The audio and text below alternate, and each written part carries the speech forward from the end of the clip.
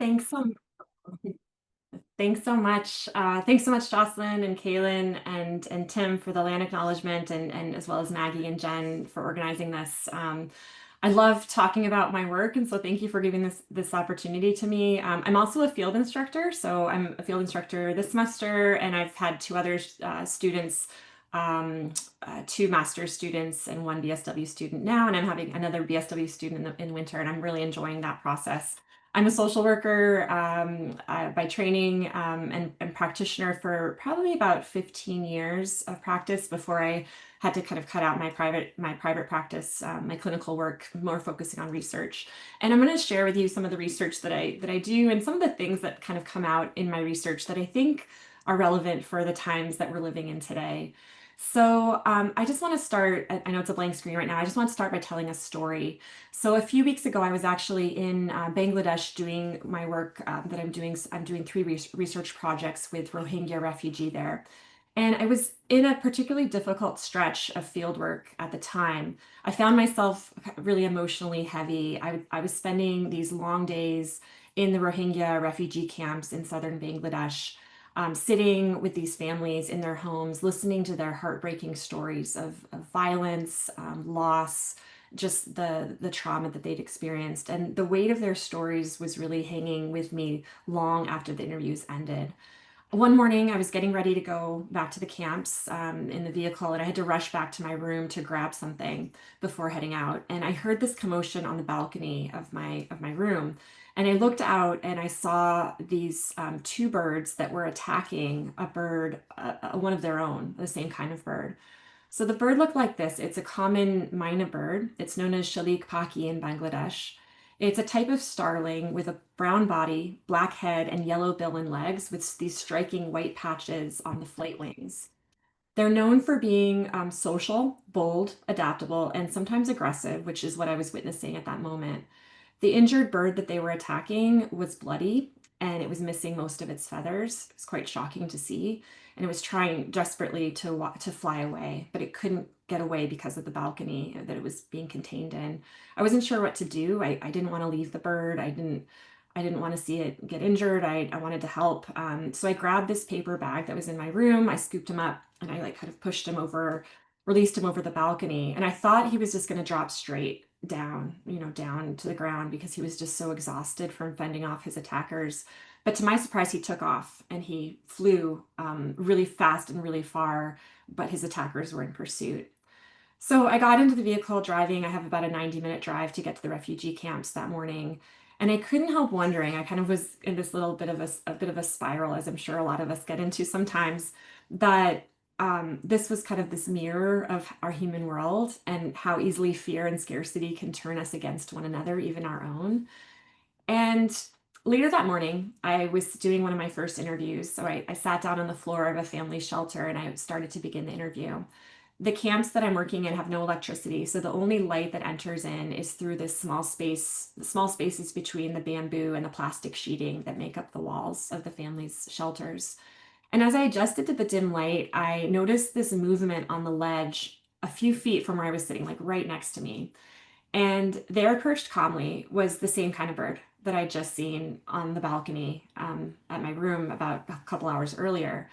It was brown, black, orange legs, white stripe, just watching me sitting there. And I was very taken aback, to be honest. The family told me it was their pet bird. It was Muti, their pet bird.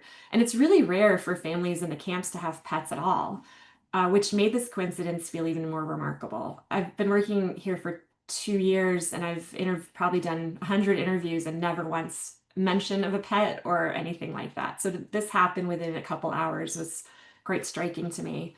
So after a minute or two of being thrown by this coincidence, Muti flew away into the darkness of the shelter.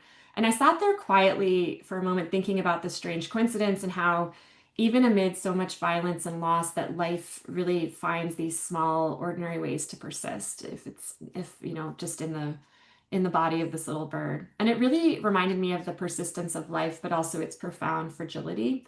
So beyond that family shelter, beyond the refugee camps that I work in, and beyond Bangladesh, the suffering really continues in this world on this massive scale. So we're seeing large numbers of wars and disasters and displacements that really stretch the limits of our collective compassion. And I know all of us are social workers and we care. We have that compassion that's kind of innate inside of us. And so I think a lot of times we are affected maybe in a deeper and different way than other populations. I often think of this quote from Marson Shire. She's a Somali British writer and poet. She was born in Nairobi, Kenya, and she's raised in London. And her interest is in writing about and for people who are generally not heard about, like immigrants and refugees. So she said, I held an atlas in my lap and ran my fingers across the whole world. And I whispered, where does it hurt? It answered, everywhere, everywhere, everywhere. And so, through my 20 years of research in places that I'll talk about a little bit today, like Chechnya, Uganda, Palestine, Afghanistan, Syria, I've been tracing this hurt in the cracks of everyday life. This is a statistic that I use the most in my research when I talk about it. It's 123 million people have been forced to flee their homes, communities, and countries due to climate change, due to war, due to so many different kinds of reasons. And this means that 1 in 67 people in the world are displaced from their homes. And displacement has doubled over the last decade. And it's really propelled by the current conflicts we're seeing in places like Ukraine, Gaza, and Sudan. So, Gaza, we've all heard what's been going on in Gaza. Over 85% of the population was displaced. A lot of them are trying to return home, but they're returning home to rubble. 70% of the homes were destroyed. The numbers might be even higher. And starvation was used as a weapon. Children were out of school. Everything was disrupted. So many lives were lost. In Ukraine, there's over 6 million refugees who are living abroad, and it was Europe's largest exodus since World War II. Due to martial laws requiring men to fight, 70% of Ukrainian households are women led. And in Sudan, this is a conflict that has been going on for longer than Gaza, but it is lesser known. It just reached a head this week as it became more it got to be more in the headlines. There's 107 million people who are displaced, and it's actually the world's largest internally displaced crisis that no one really knows about. So that means that the people are not crossing the country's borders into another country. They're just staying within their own border. But we have, 19 million children who haven't been in school for 2 years. There's genocide being witnessed and documented. There's targeted sexual violence, forced recruitment of child soldiers, and the population is on the brink of famine. And war isn't the only force uprooting families. Around the world, there's climate-driven disasters that are creating another layer of crisis for communities that are already on the edge. In the Philippines, Typhoon Fangwang struck last week, displacing 1.5 million people. In Yemen, climate change is intensifying the effects of an ongoing civil war. So there's droughts, there's flash floods, and extreme heat that are destroying this already fragile infrastructure in the country. There's erratic rainfall and rising temperatures that have really crippled the agricultural communities and systems within the country. And 17 million Yemenis are now facing acute food insecurity. That is a crisis that's really deepened by the climate events, as well as the war-driven economic collapse. And then in Zimbabwe, just one example, when I preparing this presentation, I could have chosen from 20, 50 different examples, but in Zimbabwe is one of the worst droughts in 40 years. You have 90 million people affected by livestock failures, direct effects on livelihoods, food security, and displacement. And we've looked at all these kind of global hotspots of war and climate crisis, which is where I focus a lot of my attention and my research. But the test of compassion isn't just overseas. In Canada, right here at home, our communities, our social support systems, and social work practices are really under pressure as well. Two examples. One is from the north, where climate change is threatening and reshaping community life. And the growing number of unhoused people in Canada's cities, where homelessness challenges our notions of safety, belonging, and action as well. And these are just two of the issues that we face in Canada that seem sometimes unsurmountable.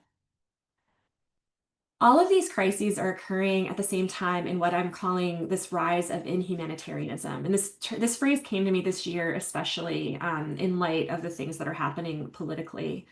Inhumanitarianism is this deliberate erosion of empathy and systematic dismantling of protections for already marginalized people. So kind of that cutting of a hole in the safety net that we operate with social work. And it specifically impacts marginalized populations, so displaced people, refugees, or those impacted by any kind of global adversity, so abject poverty, climate change, things like that. It's not simply neglect or fatigue, it's actually active turning away, often justified as political, like by political reasons or economic reasons. There's three elements that make up inhumanitarianism, and I'm going to go through those right now. So, political isolationism and xenophobia is one driver of inhumanitarianism. Wealthy nations are rejecting their responsibility to protect. They're rejecting their signatories on the Refugee Convention, where they said we will accept refugees who seek safety. And they're outsourcing refugees to poorer countries. 70 to 85% of displaced people are actually hosted in low and middle income countries. And that's because they are right across the border typically, right? If a Syrian family is fleeing, they want to stay as close to home as possible without being in their own country, and they'll go to Lebanon, for example, or Turkey. But wealthier nations are tightening their borders while these lower income, middle income countries are kind of accepting a lot of these populations. Rhetorical shifts are really accompanying these actions of these wealthier nations. So we're seeing in the U.S. Trumpism that's driving the xenophobia, and it's being masked as national security. Policies like expedited removal of people who have not been given due process, such as migrants, is bypassing court hearings and also bypassing human rights. And these actions really reflect a shift of humanitarian protection towards from protection more towards suspicion, where fear rather than fact is determining who is deemed a threat. It's not just the US, it's also in places in Europe. In Italy, Prime Minister Giorgia Meloni has referred to migrants and asylum seekers who arrive by boat as an invasion, using that term. It's framing migration as a security threat again, rather than a humanitarian issue. And in Lebanon, where I've done quite a bit of work, Syrian refugees were once welcomed by the government and welcomed by the population as our brothers and sisters across the border. But now they face increased deportations, rising hostility, and these aren't really isolated incidents that you're seeing on the screen right now. They represent this kind of wider normalization of deterrence and dehumanization in our policy discourse and in the practices that we engage in with populations who are marginalized. Historically, we've seen this when many nations turned away Jewish refugees before the Holocaust in the 1930s. And later in the 1990s, other countries turned away Rwandan survivors after the genocide. So it's not new, but it seems to be kind of hitting a head right now with this inhumanitarianism. The second element is austerity and aid cuts, which I know all of you are probably very familiar with, having working in social services. Um, this shrinking of these humanitarian budgets, but also social service budgets as well. There's donor fatigue and domestic austerity policies that are kind of slashing contributions. One major example that we saw south of here in the United States under Trump and his allocation of power to Elon Musk, they completely gutted the USAID program, which is responsible for most of the international aid in the world. This has led to just today, 22% of education programs, where only 22% of education programs for children have been funded. The World Food Program has been cutting rations, much like this is food that families need, and they're cutting these rations for families due to budget shortfalls. Um, I was surprised to know how much the US actually contributes. So humanitarian aid is actually, I think I grabbed this shot about a month ago, and it was just a fraction of the humanitarian aid that is given from year to year to keep people alive, to keep people in shelters and educated and things like that around the world. It's drastically plummeted due to these cuts from USAID, the US government. In Canada, while the government maintains the humanitarian leader in the world and human rights. They've also announced just this week, or just last week, Mark Carney announced the 2.7 billion reduction in international assistance funding. So this is a campaign from MSF calling Canada out for these cuts to international aid. So even countries that are seen as human rights leaders and leaders in development and international assistance are cutting their budgets pretty drastically in light of what's going on in the world. The third element of inhumanitarianism that's fueling this rise is dehumanizing technology. So we see a growing use of surveillance, automation, and digital systems that really track, sort, and distance people rather than connecting them. So we once heralded technology as this bridge, which I think it still can be. I mean, we're all on Zoom right now. I'm able to share this information with you due to technology. But technology is also increasingly being used as a barrier, and it can reinforce control while eroding human contact and compassion. So it's a little bit of everything with technology. I'll give you some examples here.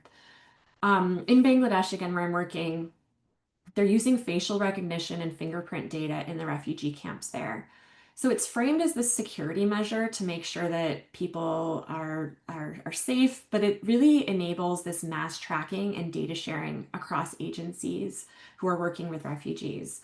And it limits their freedom of movement, which is very limited to begin with because these families are trapped within the refugee camp itself. But it also raises fears of future misuse, especially if repatriation, having families return back to their country in Myanmar, becomes forced. So similar technologies are spreading across refugee camps around the world in Kenya, Jordan, and in Greece, where humanitarian assistance is actually tied to biometric verification. And families are being told you can't get food or you can't get shelter until we register you, and we register you through the biometrics. So there's families don't feel like they have a choice to participate in this or not. So aid becomes conditional upon this kind of surveillance. And displaced families really lose their right to anonymity, and they lose a bit of their rights to freedom as well. And for social workers, this really raises some critical ethical questions when we're working with these populations, like who holds this data? How is this data going to be protected? Who controls it? And how does constant monitoring affect the dignity and the trust of already marginalized populations? Another example is on the US-Canada border as well as the US-Mexico border. Technology is being used to automate exclusion. This is a picture from Windsor, Ontario, looking across the Detroit River over into the US. And they're using these AI-powered drones and motion sensors to patrol border crossings. They detect movement, but they don't detect human need, right? They're not detecting why people are coming across. They're just detecting this movement. So people in distress or people who are in need are really seen as data anomalies, but not as lives, not as the stories that they're bringing with them. And then another element of this in terms of the challenges of technologies is online digital tools that have become instruments of hate. So in Europe, over the last 10 years, even we're seeing these bot networks who spread anti-refugee disinformation or just disinformation generally, amplifying fear, fueling xenophobic narratives that dehumanize those who are seeking safety. I think we're seeing this in Canada as well, with not just refugee populations, but the unhoused and other kinds of groups that we work with as social workers. And social work is really, I don't have to tell you all, grounded in human relationships. We listen, we're present, we accompany people. Yet this logic of technological control kind of moves in this opposite direction. It's efficiency over empathy or data over dialogue. So the dehumanizing technologies, they not only reshape how people are treated, but they reshape how the world learns to stop seeing them as human. I want to just give you an example, just a really brief case study, because I'm working in Bangladesh right now with Rohingya refugees to really illustrate the complexity, but also the insidiousness of the age of inhumanitarianism that I'm talking about today. So the Rohingya, if you don't know, they're a stateless ethnic group, and they're one of the most persecuted minorities in the world. They're experiencing a genocidal campaign consisting of horrific acts of violence. They've had their home villages burned, their homes burned, sexual violence at the hands of the Myanmar military, the local Buddhist population, and more recently, the armed groups who are engaged in a civil war in Myanmar right now. They're also the targets of globalized inhumanitarianism. This is an article from Matt Schisler. It just came out. He's from University of Michigan, and it's screenshots that he included in his article showing how Facebook contributed to amplifying hate speech. So it was feeding the 2017 genocide, but also it continues today. It's still the source of this hateful speech about the Rohingya. The Rohingya, due to all of these issues, fled their homes or the remains of their homes back in Myanmar's Rakhine state, where they'd lived for generations. The majority of them, like most populations on the move, sought safety and refuge just across the border in Bangladesh. And it led to one of the largest and fastest movements of people in recent history.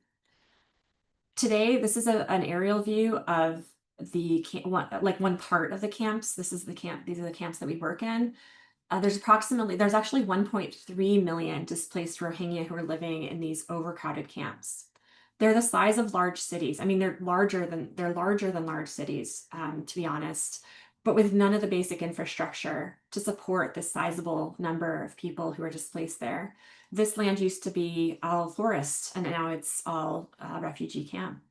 The population density is less than 15 square meters per person. That is incredibly small, and it's half of the minimum standard that is required for people under international humanitarian guidelines.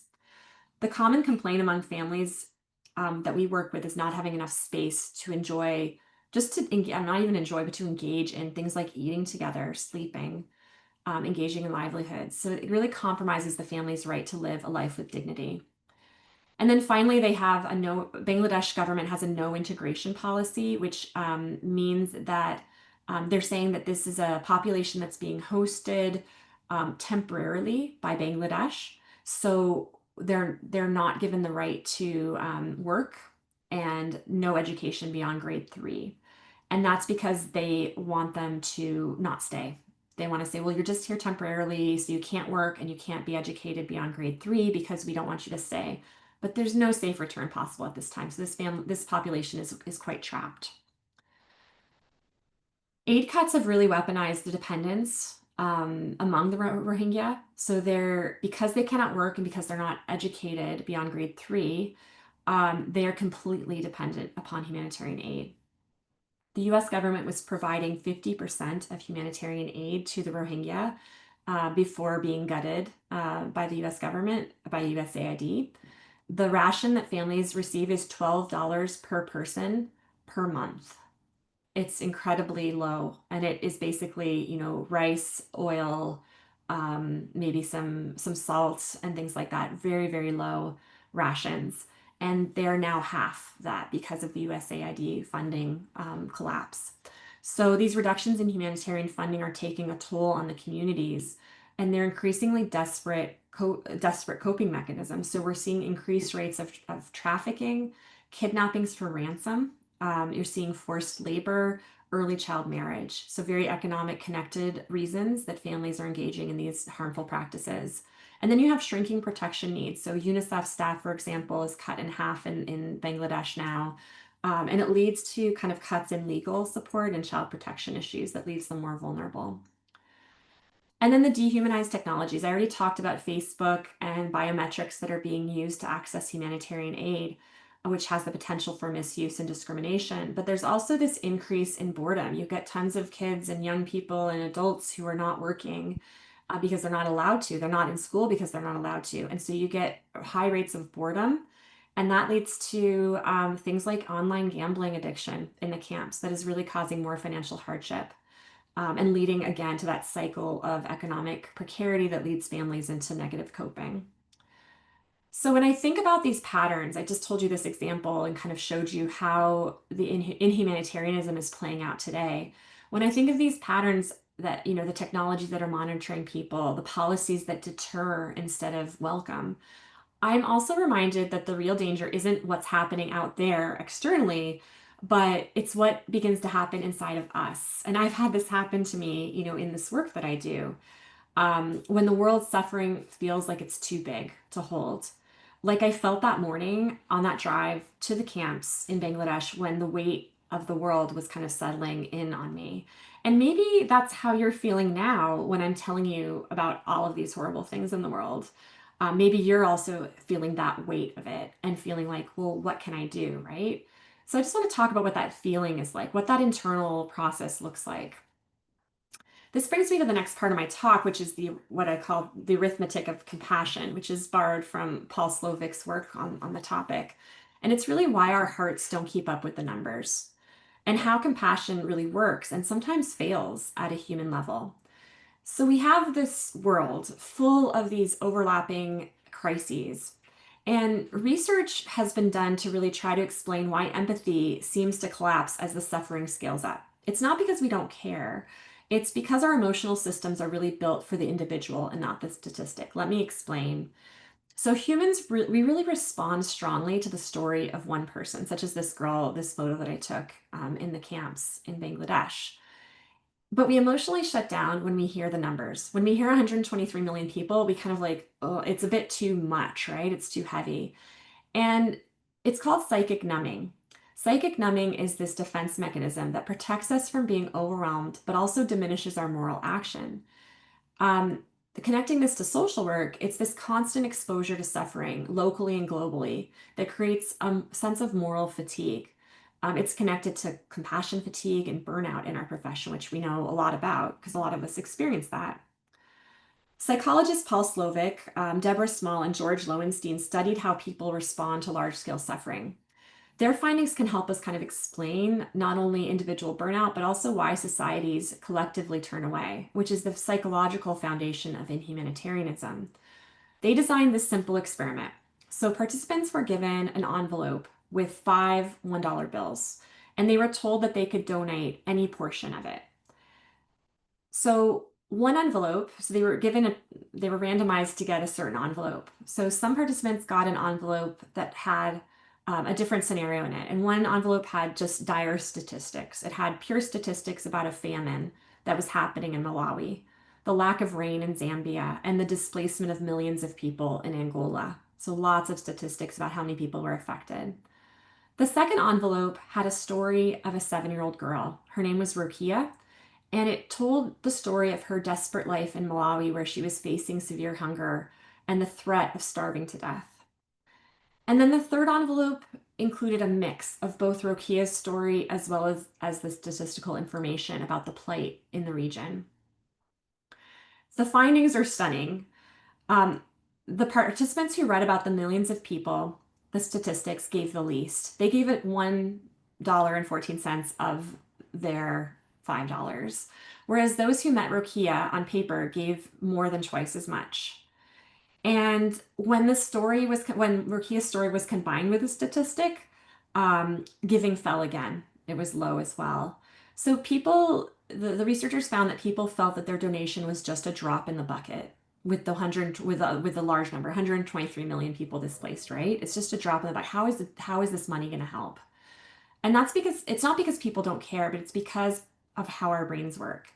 In this age of global crises and with all these things happening, the arithmetic becomes dangerous and it enables inhumanitarianism or enabling us to look away and shut down. So we'll go to great lengths to protect a single person, but our response is not proportional when the numbers increase. So while there are a number of theories as to why this might be, one of the reasons is that it makes it seem more solvable. If we have one identifiable life, it seems like we can solve that easier than we can, save 100 lives, for example. This is known as the identifiable victim effect. We're wired to feel empathy for one face, one story, one name, but as the numbers rise, our emotional response collapses. And it leads to things like psychic numbing. And, this enables what I called inhumanitarianism. So this is the collapse of compassion. It's psychic numbing that creates this fertile ground for inhumanitarianism when governments defund aid or societies stop noticing the suffering. And it feels rational because we become emotionally numb. When every crisis feels too big, we begin to look away. But we must resist this arithmetic. And if every crisis feels big, how do we stay human in the midst of it? How do we hold on to compassion without being overwhelmed? And I'll turn to the last part of the talk, which is the ways that we as social workers can maintain our humanity in these inhumanitarian times, knowing what I've shared with you already about things like psychic numbing. So the first thing is to recognize psychic numbing and noticing it. And by noticing when our empathy is failing, we can consciously rehumanize statistics and reconnect emotionally to the people behind them. So when you read 100,000 people who are displaced, instead of thinking about that number and how vast it is, you can maybe imagine one family who's packing their home in haste and having to leave, and that connects you more to that experience. When you're thinking, if you're a case manager and you're talking about homelessness rates, before you talk about homelessness rates, connect again with maybe one of your clients who's experiencing being unhoused. In our research, we connect all the time with our team. We're debriefing in the morning, at the end of our day, even after we've separated and we're, worlds apart, we connect and debrief on WhatsApp. So staying connected, I think, is really important, and recognizing and connecting in that empathetic way is really important. Practical tools you can use are the idea of one, some, many. So start discussions with one person's story, then expand outward. Pairing data with faces, so pairing data with names, photos, and short quotes is really important to stay human in the work that we do. Doing decision checks, so asking, if this were one client in front of me, would my decision change? And that connects you and makes you kind of aware of the psychic numbing that you might be experiencing. Number two is harnessing the power of stories. I think maybe you can tell today how important stories are in your work. I'm hopeful that you use stories as well. Stories really are the way that we communicate who we are. We're all made of stories, right? And they cut through the statistics. They help others feel what data cannot. So we're turning our kind of distant suffering into this shared humanity when we tell stories. So when a social worker is testifying before a city council about, systemic failures, you can start with one youth's experience, for example, or doing a short video or an op-ed that shares a client's story to humanize a larger policy issue. Stories are what holds us together as humans. In the work that we do, we engage with our participants to tell their stories through drawings, for example, with the children. On the right side of your screen, you can see we use this life storyboard method, which is a way for children to tell the story of their lives in an accessible gamified way. And I always think of the phrase that a participant told me when I asked him if he wanted a pseudonym to be used when we were doing the research. He said, "No, use my name. Tell my story. I want the world to know my story because I might not be here, my family might not be here, and I want the world to know what's going on, what's happening to us." So that's something I always keep with me, and it's very important. So you can do narrative framing in terms of, the narrative arc, what happened, who, what, where, when, why, how. Also centering dignity. We want to ensure that stories are uplifting rather than just exploitative. And then sharing these things across distance through social media, class presentations, community forums. The third way to maintain humanity is through accompaniment. This is from one of my heroes, Paul Farmer. He recently died. He was a worker and mostly worked in Haiti, but in other countries as well. And he talked about the idea of accompaniment, which means walking with people, not ahead of them, and walking with them in sustained solidarity, not as this one time thing, but as, this constant way of walking and being with people. So I think a lot of you do this. We visit with families or visit with our clients repeatedly over months, not just at intake. We sit beside our clients through difficult hearings rather than sending them off for referral.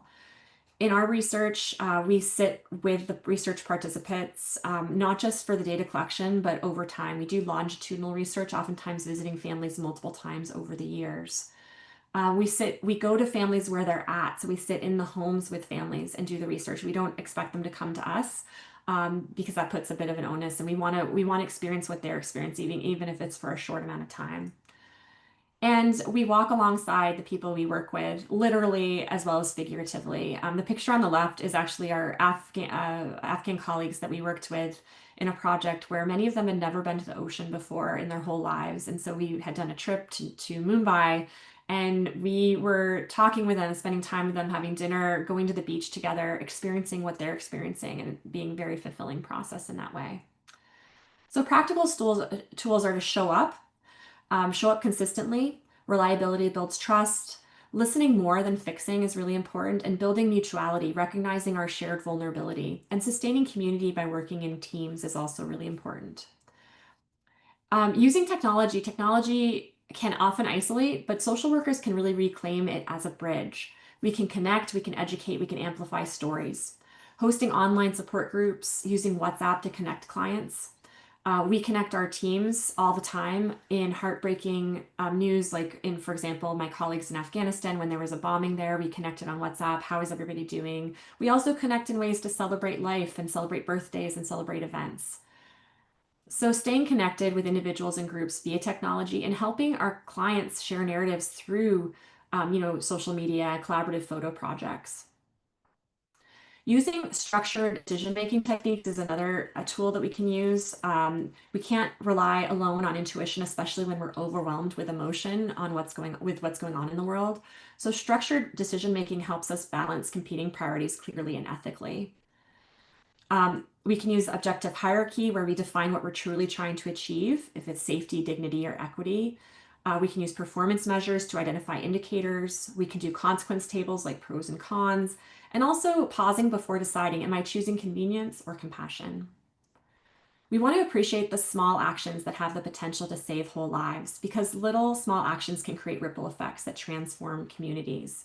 This is one family who talked about how he's struggling with his child who has a disability, and we were able to talk with UNICEF and get him some support. And though it was one drop in the bucket, it was very meaningful for us, and we always talk about that as being an important element of the work we do. So some tools are to name your scale, identify what's within your reach and outcomes, tell your micro success stories, and challenge this negative drop in the bucket thinking.